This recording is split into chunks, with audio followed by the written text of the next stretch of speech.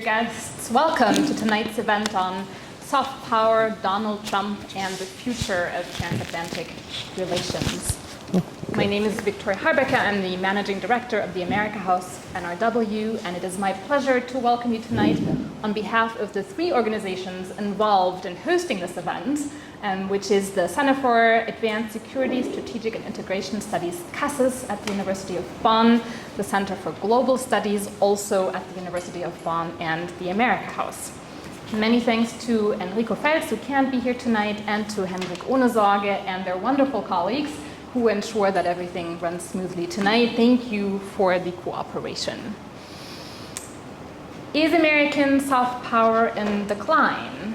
What would a second presidency of Donald Trump mean for American soft power, and what does all that spell for transatlantic relations? I am very much looking forward to discussing these and many other questions, including your questions, with two distinguished experts. And it is my honor and pleasure to welcome Professor Michael Oppenheimer. Thank you so much for being with us tonight. Professor Oppenheimer hails from NYU Center for Global Affairs, where he leads the International Relations Futures concentration.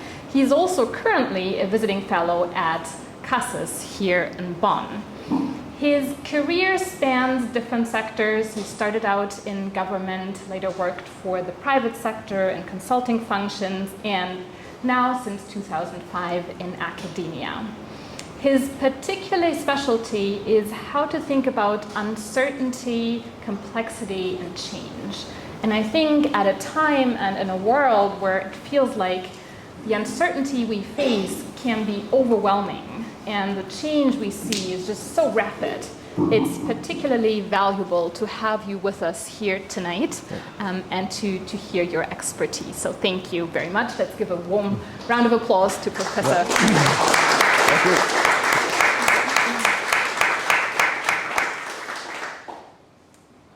Dr. Hendrik Ohnesorge basically wears two hats tonight. For one, as the managing director of the Center for Global Studies, he's the co-host of tonight's event. He is also, as many of you will know, a distinguished expert on soft power and US foreign policy based here at the University of Bonn. As it so happens, he's also a non-resident visiting fellow at NYU Center for Global Affairs, so you can put together the pieces here. He recently, just last year, published a book entitled Soft Power and the Future of US Foreign Policy, in which Professor Oppenheimer wrote the lead chapter, Hard Times Ahead for US Soft Power. Dr. Ohnesorge has been a visiting scholar at multiple American universities, so he too knows the subject very well. And with that, I hand over to him. I will literally hand over the microphone, actually. Thank you all for being with us tonight. You will have the chance to ask questions later on, and I wish us all an enlightening evening. Thank you.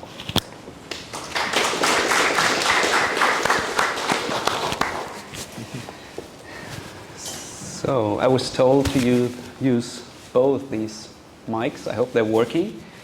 Thumbs up. Perfect. Thank you very much, Victoria, for your kind introduction. Thank you very much, everybody, for coming tonight, especially with this nice weather. So we do know how to value your presence here tonight, and we hope we'll have an engaging and interesting discussion. Michael, thank you very much for coming here. Michael just came in yesterday, just flew in yesterday from New York. We were lucky to be able to spend some time yesterday showing him around some of the nicest spots in town, and we're very happy to have you here, and I'm very happy to have you as a friend and colleague over several projects, over several months, and we're looking ahead to further collaborations, and I'm very much looking forward to our discussions here tonight. Special thanks to the AmerikaHaus for making it possible to meet here and also have a little reception afterwards, so I hope you can all stick around. If you look at the title, you can see that this is a three-parter, basically. There's soft power, there's Donald Trump. Maybe they don't go together too well as a first idea, but we'll talk about that later. And there is the future of transatlantic relations. So there are a couple of things we want to talk about and we want to address in the next couple of minutes or hour or so before each and every one of you has the chance to ask a lot of questions, and I hope and I think you do have a lot of questions on your minds. I also see many of my students here who are eager perhaps to address some questions to our expert. And if you look at the program, I was asked, and I'm very happy to oblige, to give a brief topical introduction. So what I thought what I'd do in the next couple of minutes is to first speak a little about soft power, what it is, also what it isn't. So we're talking a lot, Michael and I, yesterday we talked a lot about what soft power isn't. So there are a lot of misunderstandings, I think, around. So this is the first thing I'd like to address. And the next thing, or the other thing, is of course the second part, Donald Trump and the future of U.S. soft power. So talking about the state, maybe also the future, and the potential of a decline or maybe recovery of U.S. soft power. So this is these are some of the things perhaps I can talk about a little before I hand it over to you, because we're all here basically also to hear, especially to hear your thoughts and your expertise just coming over yesterday, as I said. So first, a few ideas, a few words on the concept of soft power.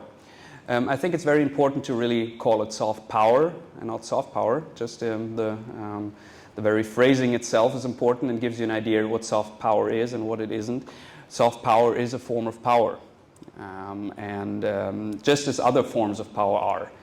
It's not sort of the solution to all our problems in international affairs, and certainly if we look around global politics today, recently, we really find ourselves in a perhaps harder world, more hostile world than we found ourselves in for a long time. So we don't claim that soft power is the solution to all problems, but still think that soft power is a form of power in international affairs, and as such it has certain qualities.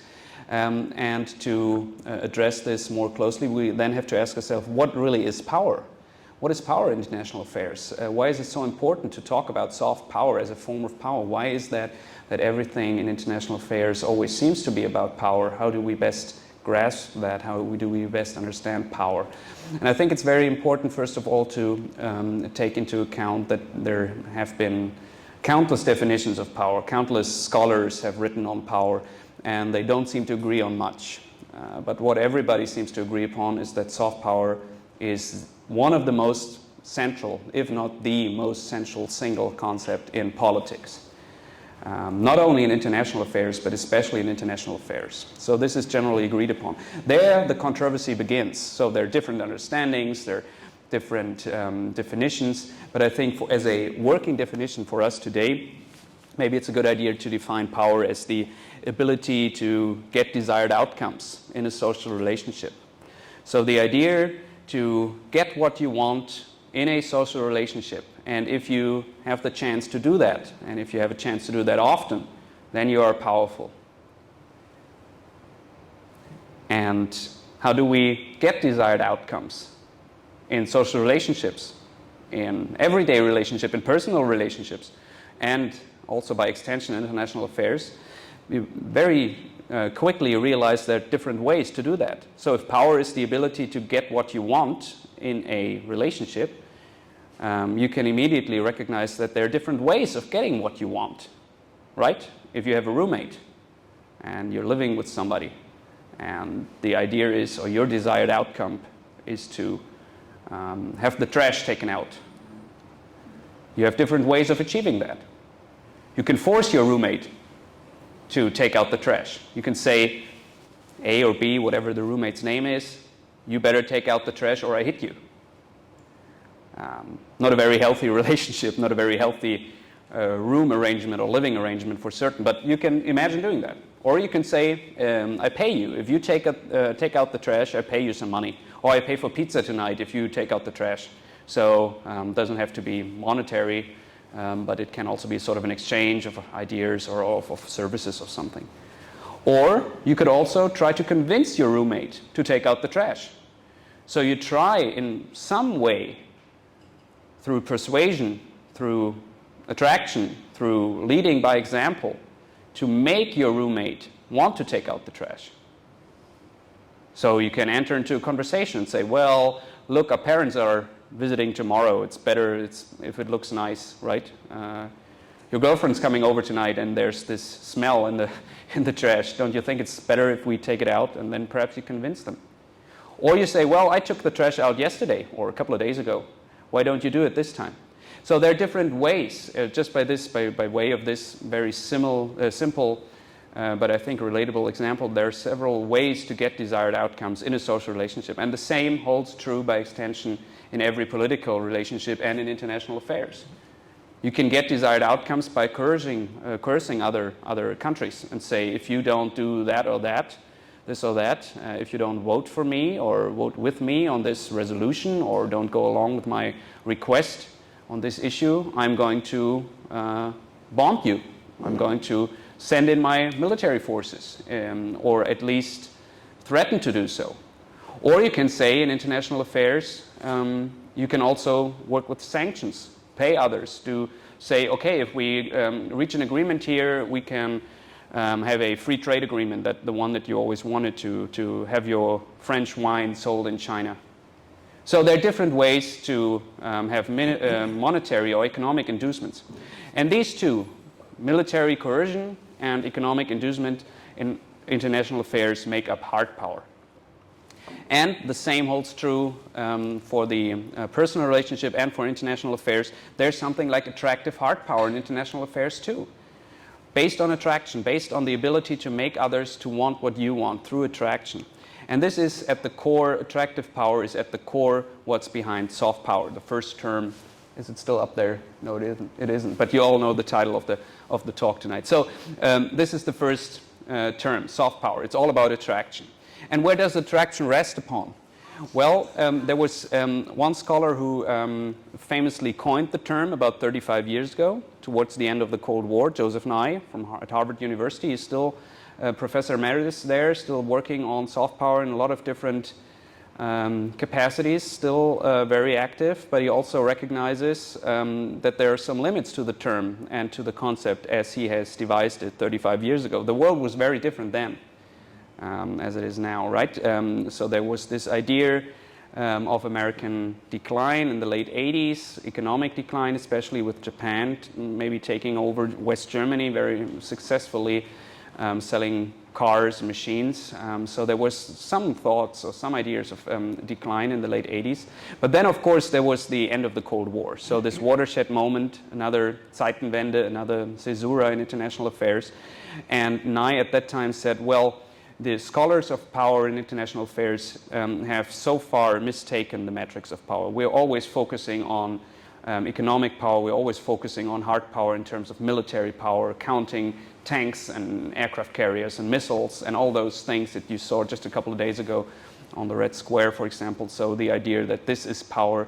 And he says, yeah, there's something to it. It's a form of power, but there's more. And this is where the idea came from, that he said there's something softer in power. And this is basically the origin of the concept of soft power, that there's also something like cultural attraction, like attraction of values, like also the attraction of your policies, very crucially. So what you do on the international stage also has ramifications on how you are seen by others.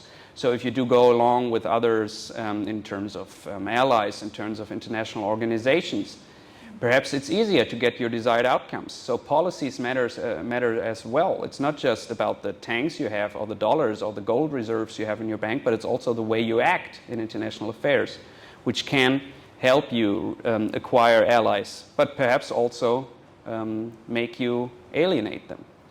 And there's also the personality factor in soft power, which sort of leads me over also to the second term or the second phrase in the title, Donald Trump, because I think this is one of the prime examples where we can really see that one individual can make a difference and does make a difference when it comes to the perception of a country. We'll talk about that in a minute. And about soft power, I think one thing that is all the more important with soft power, more than even with hard power, is that it's really a relationship. So it very much, success or failure very much depends on the eyes of the beholder. And what is attractive in one country or with one person even, one part of society, can be repulsive in the eyes of others.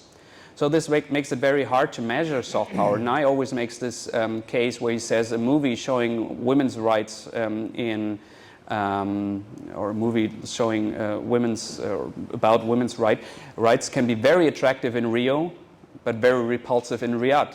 And I think this is a good way to think about attractive soft power. It very much depends on who you're asking. So some things, some policies, some persons, some cultural goods, artifacts, movies, literature, art, can be attractive in the eyes of some, but repulsive in the eyes of others. And this makes it hard for us to measure, because we have to take into account the perception of others. And how do we do this? Usually one of the things we do is ask people. We do polls, we do surveys. We do elite interviews, so we can do this on a societal level. We can ask big questions every year, recurrent questions. Do you like the United States? Do you have a favorable opinion of Donald Trump, of Joe Biden, of Barack Obama, of George Bush? So there are ongoing surveys like that that gives you an idea how attractive some of these policies are, these people are or have been over the course of the last 20 or so years when the concept of soft power really picked up. But there's a big problem because we can't really look into the heads of many people. And soft power, when you read about soft power, it's always about winning hearts and minds. And you can't really look into the heads of other people, right? There's this quote, it's from Macbeth, Shakespeare. There's no art to see the mind's construction in the face. And this is very true when it comes to soft power. So it's very hard for states also to use soft power successfully because it's so dependent on the receiver, so dependent on the audience. And that complicates matters for policymakers and also complicates matters in terms of US foreign policy as it stands today and as a toolbox. And this is also something we're working on because soft power is just one form of power, as I said before, and I think the most powerful states want to combine both hard and soft power to get their ways in international affairs. Somehow smartly combine the two, and this is, I think, a very important point to make. And now let's turn over to the second part before I hand it over to you, Michael, for a couple of thoughts of yours. And this is the state of soft power over the last couple of years of the United States. So if you think about some of the things I've just mentioned, policies, values, personalities, I think it's not a far stretch to think that, or to say that American soft power has been or was in decline, especially if you take a transatlantic perspective, especially if you ask European, especially if you ask German audiences. We have very clear indicators that say that soft power was in decline over the 4 Trump years. In two ways, really, which sort of add up to even a greater loss of soft power at the bottom line. And this is very interesting because first, soft power wasn't very go-to strategy in the Trump years in the first place. So Trump didn't care about soft power, right? If you look at some of his campaign slogans, if you look at America first, this is the basic idea of how not to do it. If you want to go along with your allies, if you want to convince others, rather than only looking at yourself. He made very clear, very plainly, some of his staffers said when he submitted his first budget in 2017, early 2017, first budget. One of his then economic advisors, long since gone, of course there was a lot of turnover in the Trump administration, and he was one of them, but Rick Mulvaney, he said, just to make sure that everybody got the message, he specifically said, this is a hard power budget, this is not a soft power budget, also in contrast to the predecessor to Obama. And he said, well, it's all about hard power, it's all about military might, it's all about economic coercion.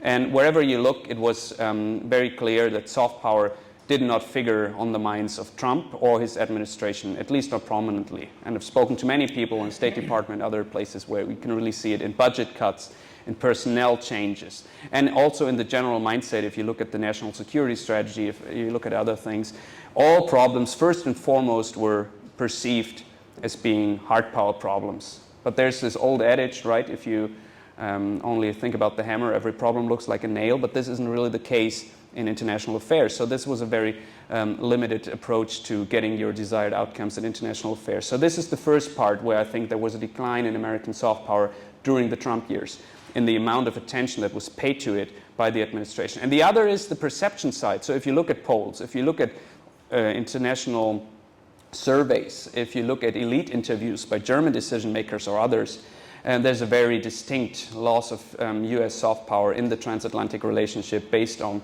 culture, based on values, if you understand values broadly, how the democratic system works, about abortion, so also domestic sort of societal issues, about gun violence, about police violence, all those issues that didn't, of course, arise during the Trump administration. That's unfair to say, but of course there was a sort of a poor handling of most of those situations. And this is a big problem. I think we'll also perhaps talk about later. The competence of the administration was really seen as lacking. And finally, of course, the president himself. So the personality factor, and this is something I've been working on over the last couple of years, something that Nye never really addressed in his sort of initial work on soft power, and this is the attractive power, also repulsive power of individuals. And I think Trump really is the quintessential sort of study on how not to do it, a study of soft power squandered by his own personality. By the unpredictability of his statements, by the brashness of some of his statements, even if at its core, things like the 2% goal of the defense budget, they've been around for decades even, by other presidents. I remember vividly Obama speaking in front of the Siegessäule, the victory column in Berlin, Tiergarten. He made the same point, but very differently. He didn't sort of push others around, literally, as Trump did on one of the first NATO summits in Brussels or in Italy. He tried it differently. So some of the issues stayed the same, but the style changed. If we now turn to the final point, and this is where I also end and hand it over to you, if you now look at the future, what are we going to get if there is going to be a Trump 2.0? I think the first administration gives us some ideas, but I think it's going to be, in a way, the first administration on steroids. Because now Trump perhaps knows better how to govern. He never had held any electoral office before, never served in the military, so he was unique in that way, and many others as well. But perhaps he now knows a little better on how to get things done. And I think also in terms of his personnel, in terms of his immediate advisors and also other secretaries, he's going to nominate people that are more on his ticket, very much more in line. And if you think back to the very opening month or weeks of the Trump administration, there were still many conservatives, yes, of course, but traditional establishment people like Tillerson or others. So I think we're going to get we got a sense during the first year, and also you should judge them by their words and by their deeds. And Trump, I think he was very clear what he wants to do during the next administration. So there's a lot to talk about on a substantial level, but of course there's also the option, and let's not forget that we're going to have another Biden term. So we put Trump here, but of course we will also talk, or we would also like to talk about the possibility of the future of U.S. soft power under Biden, because I think there was a distinct recovery, and also a discovery again of soft power as a tool in foreign policy, and a recovery of soft power as seen in some surveys, some other interviews or other talks that I had. So we can see that it does make a difference who governs in the White House. And perhaps with these first remarks on the nature of soft power, background of the concept, and some thoughts on how soft power did fare under Trump and how it might fare in the future, I think I'd hand it over to you, Michael, and you share some of your thoughts, and then we'll have a discussion. Sure. Thanks, Hendrik. So I didn't know Hendrik until he contacted me. I think through LinkedIn. I think there's a paper trail here, and invited me to write a chapter in his upcoming book. This is now the book that was upcoming, and now it's published last June. And he kindly put my chapter up front. And I've not studied soft power as religiously as Hendrik has. I teach international politics and U.S. foreign policy and strategic foresight, thank you, at NYU. But it was a great invitation. I'm very interested in ideas and where they come from, and the relationship between ideas and power.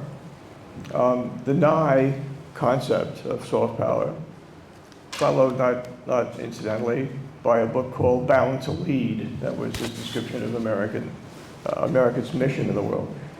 This was a very kind of liberal, exceptionalist set of ideas that arose in a period when we felt that the world was going our way. Right? The Cold War had ended. The world was globalizing within a set of rules that the United States had established. Former Soviet Union and its former satellites were lining up to join Western institutions. We were still fantasizing about China becoming a stakeholder in the global economy. This is a very sort of heady period. You know, as often happens when there's, you know, sail in the wind, or wind in the sails of a new idea, is that a broad consensus rapidly formed that in Francis Fukuyama's famous phrase, history had ended. History as we knew it, history of conflict, of disputes, of differences, of ideological clashes, and so forth. And we kind of rode that narrative. We believed in it, we taught it, we proselytized on the basis of that idea. We tried to structure the international system, which after all had worked so well in a limited geographic space during the Cold War. And now we would simply scale it up, basically, and incorporate all these other countries so that they could also have the blessings of globalization and markets and democracy. And that idea didn't really have a very long shelf life. The global system didn't work so well. It generated a lot of growth, but it left a lot of people behind, a lot of countries and a lot of people behind. We had to fight a war in the Balkans, during which we bombed the Chinese embassy, right, which the Chinese are now trying to pay us back for. They've now reminded us during Xi's visit to Serbia about the American bombing of the embassy. The Russians have climbed back off of their knees and now are asserting themselves in a way that many realists predicted they would. So when Hendrik came to me and said, you know, would you write something on soft power? This was, to me, a wonderful opportunity to sort of really take a good, hard, realist look at this concept and to understand where it came from. And to observe the world, right, with clear eyes as it's developing, and try to put soft power in context, not to abandon the concept, because I think it's a very important concept in foreign policy and international politics. But to try to sort of divorce it, remove it from its neoliberal sort of exceptionalist context, and to understand what it really means. What does soft power mean in a multipolar, heterogeneous, disputatious, even violent world? So I embraced that with real enthusiasm and wrote a piece, and it's there for you to read. What I thought I would do in the article, and I'll do a little bit of this here, is to try to develop a kind of a framework for understanding, and here, by the way, the context is not everybody's soft power, it's American soft power. So that's the focus of the book, and that's the focus of what I want to talk about.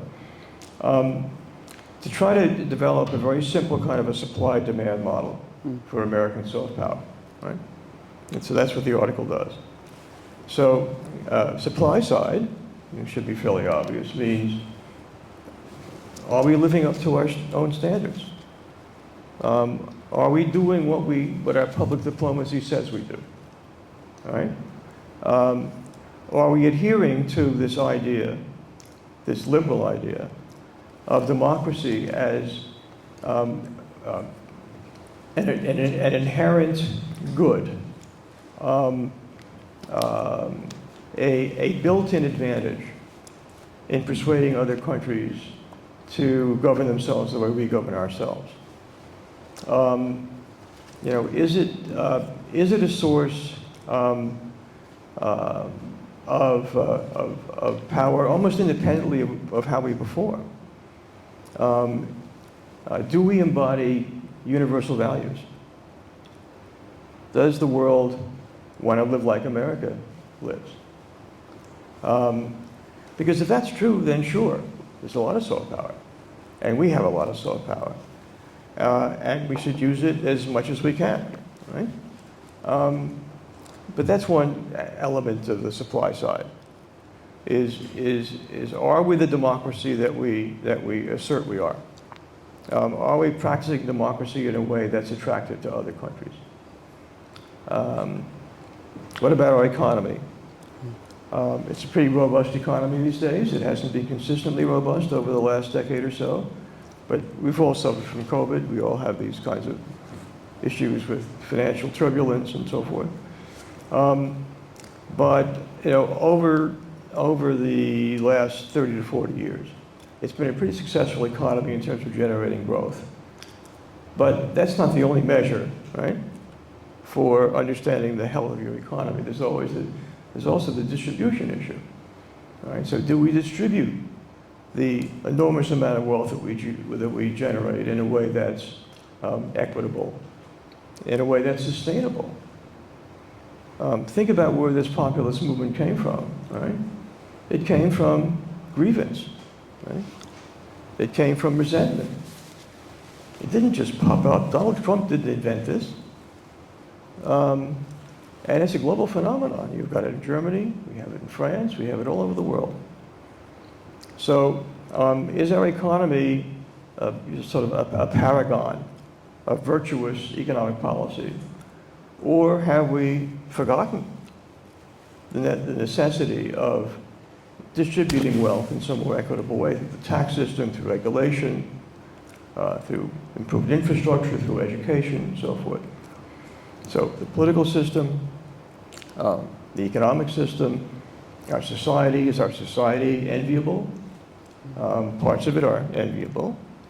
But our gun culture is not especially enviable, right?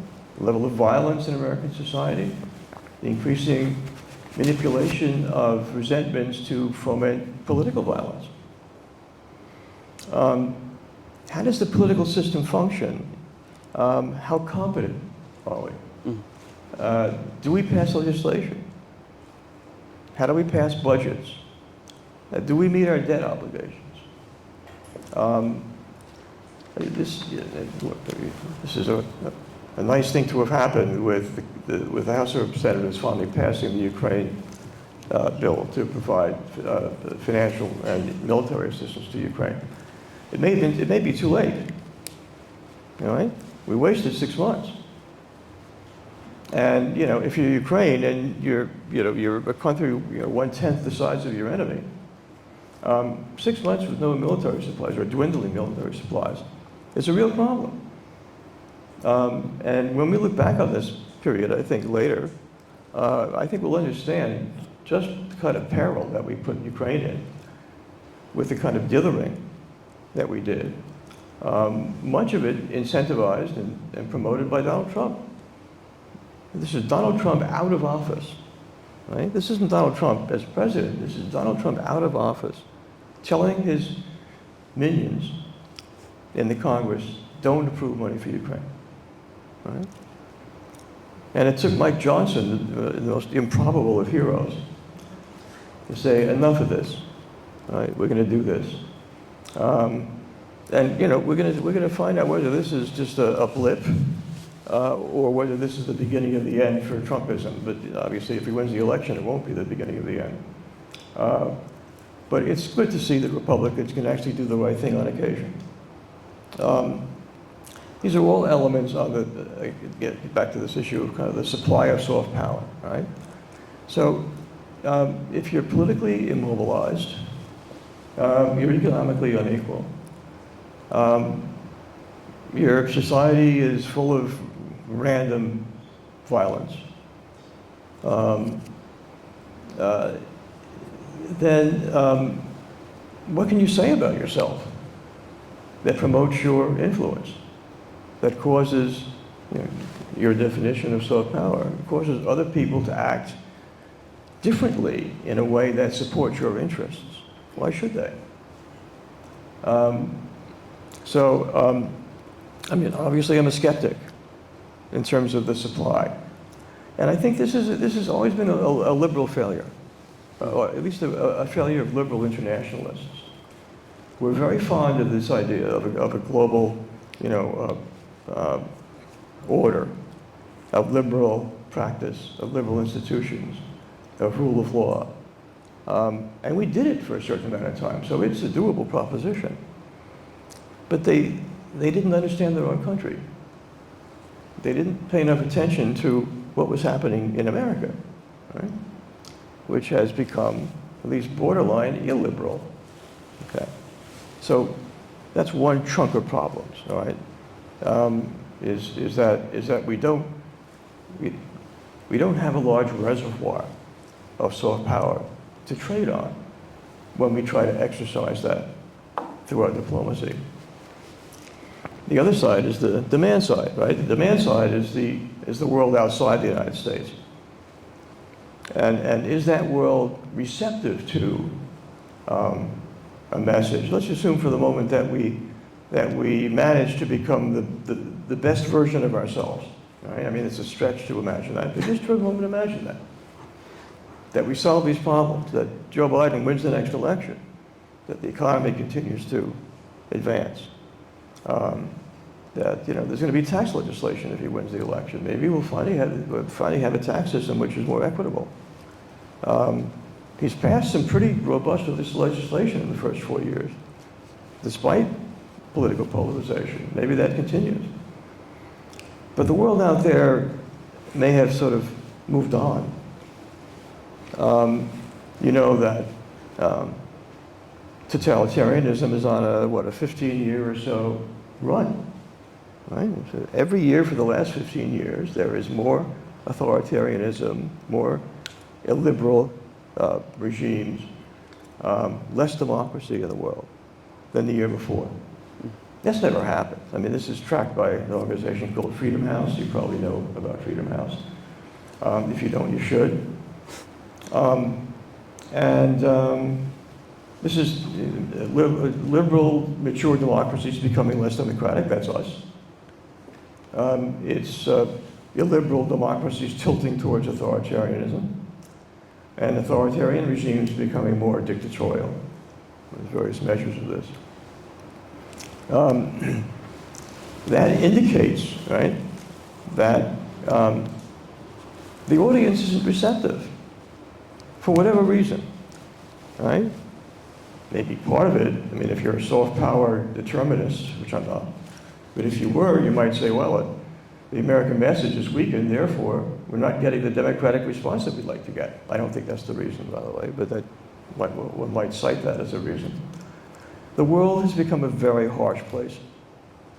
The global economy is unstable, inequitable, divisive. People feel insecure for economic and social reasons. Communities are being hollowed out. Governments have, in many cases, our own government in particular, has lost the interest or the capacity to protect its citizens from this market fundamentalist world. I mean, we're regaining that now through tariffs and industrial policy and so forth. It's one thing that, well, at least on the tariff side, that Trump and Biden have in common.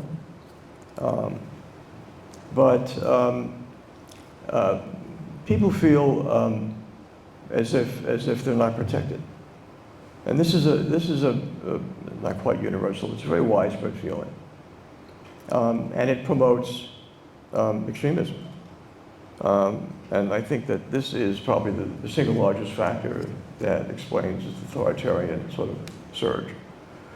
And it means that, I mean, to the extent that you have a positive message, to go back to the success scenario on the supply side. Let's say you've got a message. Your message isn't going to get through, right? Because all those authoritarian regimes are not going to let that information flow liberally, openly to their population. They're going to block it. They're going to kick your NGOs out of the country. NGOs having been a major sort of transition vehicle for soft power.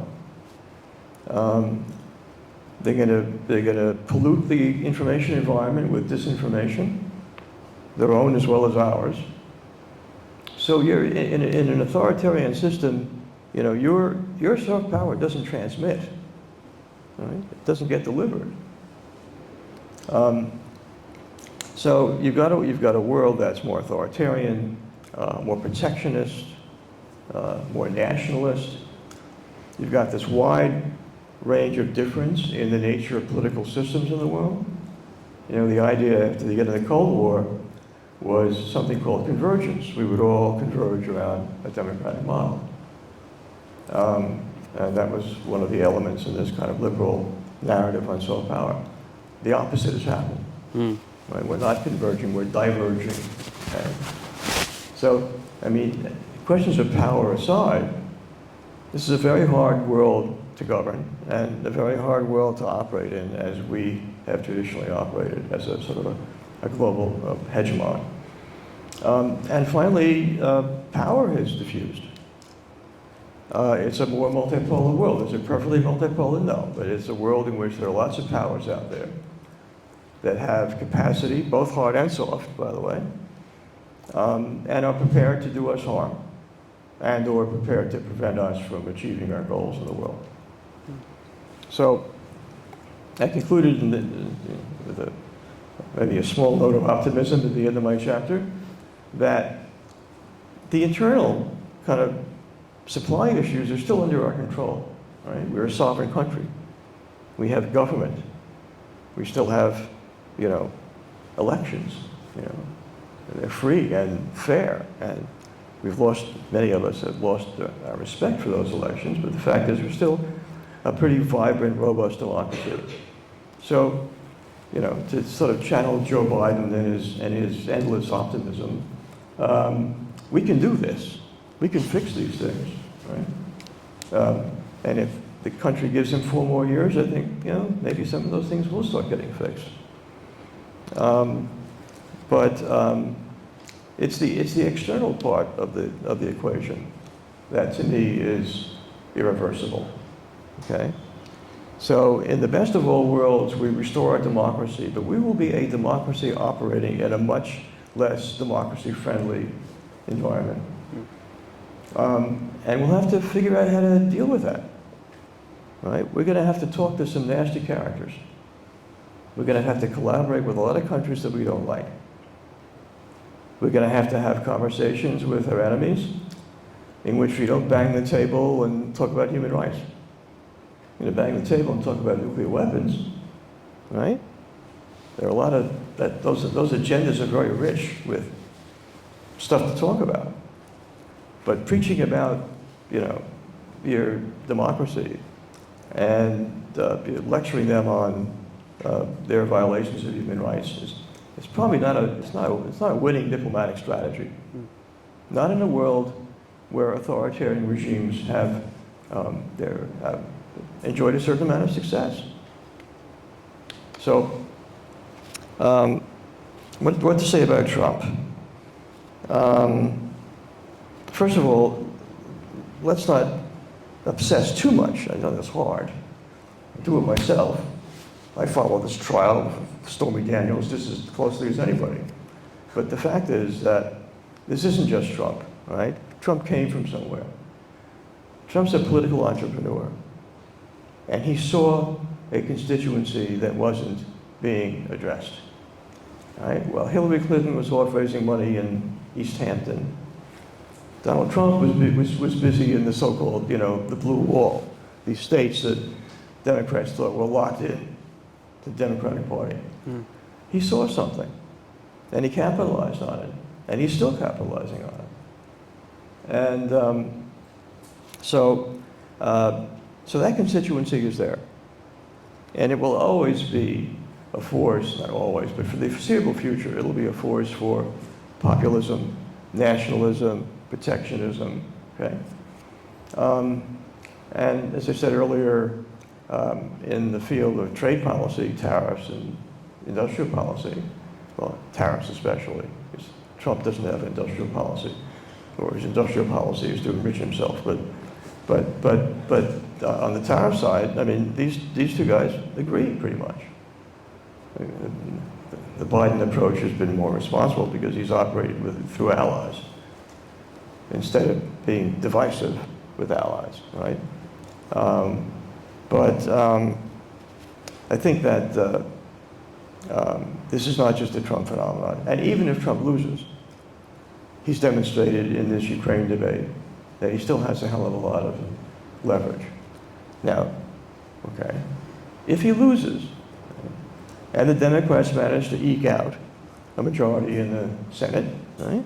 And the House is up for grabs too, I think, at this point.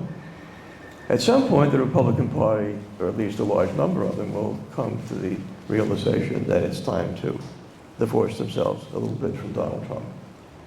That being a Trump advocate, a Trump acolyte, is not a winning political proposition, which it hasn't been, by the way, in the last 3 elections, presidential as well as Senate and House. So, you know, there's a potentially positive outcome there. If he is elected, and right now he leads in the polls, okay? He's in national polls, and he leads in, what, 5 of the 6, you know, so-called swing states. And yes, it's early, okay, so he's got 6 more months to go. But right now he's in a strong position. Then everything is going to change. Because as Hendrik said, you know, this time he's got his ducks in a row. Last time he didn't think he was going to win. I mean, winning the presidency was a shock to Donald Trump. And he ended up with some real grown-ups in his administration that, you know, managed by hook or by crook to, you know, to sort of modify him and prevent horrible things from happening, like leaving NATO, for example, which apparently he talked about chronically during his presidency, of quitting NATO. Right? You know, if he wins, he's got a coterie of people around him. They've thought about these issues. They've written position papers. They're ready to go. And you know, in the crosshairs is you, right? Is NATO? Is your security? Where are you going to get your security from? Because, I mean, the Senate did, in fact, pass a bill, was it, I don't know, a year ago or so, requiring that any future president who wanted to leave NATO had to get congressional approval. All right, so fine. But Trump doesn't have to formally leave NATO to hollow out the alliance, okay? He'll hollow it out. He'll say what he said publicly, that he doesn't plan to honor Article 5 of the treaty. And that he would be absolutely fine, I forget exactly what the words were, that he would invite our enemies to attack NATO allies that didn't live up to their financial obligations, quotes, in terms of defense spending. So all he's got to do is talk that way. And the Russians will reach their own conclusions, and you'll have to reach your own conclusions about how you organize your defense in a very dangerous world. So we're a little bit off the subject of soft power here, but you wanted to talk about Trump, so I'm happy to talk about Trump. I think I probably talked enough. Yeah. So, shall we take some questions? Yeah. Yeah, absolutely. Thank you very much. I think look at the program again. Maybe I can ask the first question or add some ideas before we open up to all of us, and then we'll also, by the way, stop the recording so we can have a free Chatham House sort of rules-based discussion in a few minutes. But one thing that stuck to my mind was that you were talking about the supply and demand side of soft power, and I think this is very crucial. And you also mentioned that the supply side is really the one that is in the control of the United States. So the question that immediately rises, and perhaps we can discuss this before we open it up, what should the United States do to make sure that the supply side at least is in order, that the supply is there, and then if the demand picks up again, to continue to speak in those economic sort of terms, that there is enough supply there. That is, I think, the one thing that is on my mind. What would you recommend the United States government, and not only the federal government, because this is perhaps in addition, I think it's also crucial to keep in mind that soft power to a considerable degree also flows from civil society. So not just from what the politicians do, not just what the government, much less Trump as an individual or Biden or whoever is in the White House does, but also the civil society. And I think also on a more positive note, this is still a very vibrant civil society. And the United States is as well placed as any other nation, I think, to recover its soft power and build on strong and draw from strong sources of soft power. If you think about some of the most fundamental, most classical sources of soft power, whether it's culture, whether it's entertainment, or whether it's movies or music, I don't know that, I assume that not many of us listen to Chinese music or know too many Russian singers. But we all know Taylor Swift. So does that do something for American soft power? I think it's very important to keep that in mind, that there is still a reservoir of US soft power available that is only waiting to be tapped and waiting to be used again. So, and even if you think about another issue area, this is education. So think about the leading universities in the world. I think most students still want to go to the United States to study. Of course, there's been a decline, and there's even been a decline in German students wanting to go to the United States. You can show that empirically, that over the last couple of years, the United States has become less attractive as a target destination for German students. But still, students from all over the world and in different fields, regardless of the field, still want to go to the top universities in the United States, and that even with all the protests going on. So you can of course argue that this is a further sort of nail in the coffin of US soft power, but at the same time you can say that there are very few countries, if any, that are that attractive in terms of its education and that allow its students and its citizens to demonstrate the way they do in the United States. So I think this is also something we have to keep in mind. But to return to this question and perhaps add one thing to it before I give you a chance to perhaps reply to that. You mentioned it's us that are in the crosshairs, that are sort of the target of what the potential second term of Trump could look like, and we're talking about the future of transatlantic relations. So be open and be candid with us. What can we do to contribute to perhaps a transatlantic supply of soft power? So is there something as a Western soft power that's above Germany and above the United States, but more Western, maybe European as well? But we're always talking about doing more in terms of our own security nowadays, in terms of spending more on our military. But what can Germany do? What can Europe do to sort of perhaps contribute a little to the supply side of a Western transatlantic soft power, if there is such a thing? So maybe you can speak a little on that. Okay. So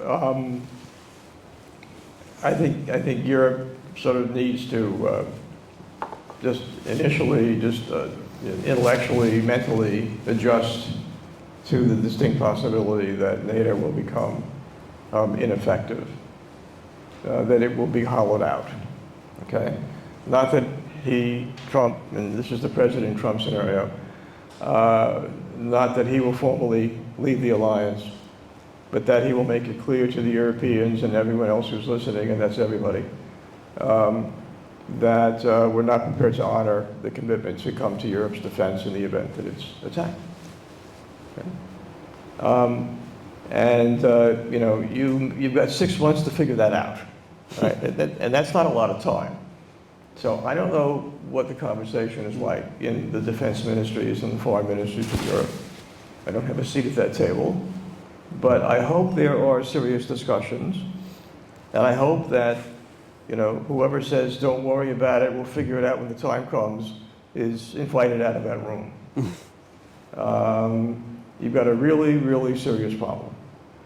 You know, the Russians aren't going to make it easy. The Russians are going to make it very hard. You know, Putin, just in the last month or so, is already talking about deploying tactical nuclear weapons in Ukraine. You know, he's in for another, how many more years does he have in this next term? Is it 6 more years? And then he's up for another, quote, re-election, close quote. He's not going anywhere. He just moved his defense minister. That's, people consider that to be a sign of confidence. The battlefield is turning positive for him, in part, and maybe in large part, because the United States failed to maintain its commitments. And by the way, even if you know, we get these weapons there quickly, all right, and that's another question. I mean, with these weapons supplies really teed up, or are we still scrambling trying to find the resources? But that appropriation is only lasts for a year, and then we're going to have the same debate all over again, right? And you know, even if it's President Biden, that debate is still going to be a difficult one. And if it's President Trump, then you know, forget it. So it's really upon you. You know, you have the economic capacity to build an effective defense against Russia, but do you have the political capacity to do that, individually and collectively? And you know, the jury is out on that. Okay, if I'm Putin, I'm betting you don't. All right, and perhaps more importantly, he will act as if you don't. Okay, he will take risks that he would not ordinarily take if Donald Trump is elected president, and that's probably the Baltic, right, Poland. Maybe the Balkans. So I don't have a better answer. You know, in terms of what the U.S. needs to do to enlarge its supply, I mean, I think it's largely, you know, the Biden agenda. It's a robust liberal agenda designed to achieve economic fairness and democratic legitimacy in my country. It's really important that he be rewarded for that. And if he's not rewarded for it, and you know, all the polls indicate that you know, many people don't see it. You know, I mean, we know what the statistics tell us. They just don't see it. They don't credit Biden. It's head scratching. But there you are. But I think it is certainly, you know, possible that we can do these things. I say one more thing that we hadn't talked about that I had meant to, which is the relationship between hard and soft power. The United States has enormous amounts of hard power, right? More than any other set of countries combined. This is an asset. It's nice to have a lot of hard power, right? You can do things with hard power, from defending yourself to defending your allies to deterring your enemies, that you can't do without hard power. But it's not enough. You have to understand how to use it effectively, prudently. Your decision system has to be up to the job. Not over-investing in military force and not under-investing in military force. You have to find that balance in which you deter your enemies and reassure your allies. It's very tricky. And that to me is the most important element of soft power heading into the future. You have this tremendous hard power asset, but you blew it in Iraq, and you blew it in Afghanistan. And arguably, you know, you may have blown it in Ukraine. If you don't have the decision capacity to use your hard power wisely, then your hard power becomes a liability, in a sense. So that's you used the word competence before. I use that frequently in my chapter. It's competent decision making, right? It's getting the intelligence right. By the way, Trump hates the intelligence community, just parenthesis, right? He doesn't believe it. He thinks they're his enemy. So how can you be a president of the most powerful country in the world when you're not prepared to credit the intelligence that you're getting? It takes smart people in the right positions. It takes a policy process. It takes collaboration with the Congress. To me, these are the soft power elements that matter in the future. Thank you very much. Having discussed amongst ourselves now for almost an hour, I think it's time for us to open this up and give you a chance to address some questions to us, mainly, of course, I guess to Michael, to our guest or visitor, and we're very much looking forward to that, to hearing your thoughts, your questions on the, perhaps also the latest point is something that we're working on currently, or we'll continue to work on the intersection of hard and soft power, which is so important, but all the other things that maybe came to your mind during our talk, or also heading into this conversation here this evening. So I would like you to invite you to ask some questions. I think we have some microphones somewhere over there. We'll turn off the recording and